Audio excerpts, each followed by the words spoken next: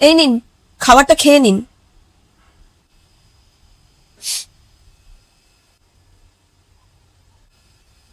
আপনার খুব হাসি পাচ্ছে দেখছি।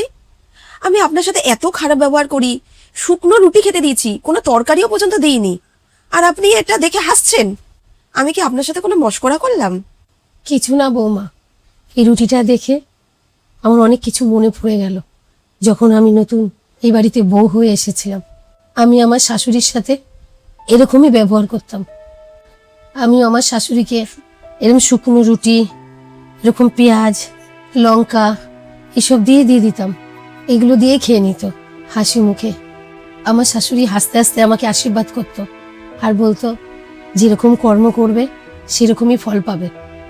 আর দেখো, আমি এই কর্মের ফল এখন ভোগ করছি।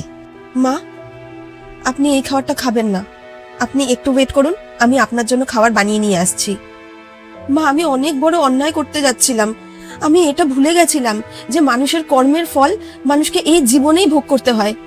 মা, আমাকে ক্ষমা করে দিন, আজকের পর থেকে এরকম ভুল আর কখনো হবে না।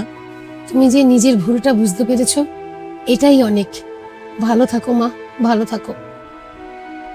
আমি আপনার খাবারটা এক্ষুনি আনছি মা, এই খাবার আপনাকে খেতে হবে না।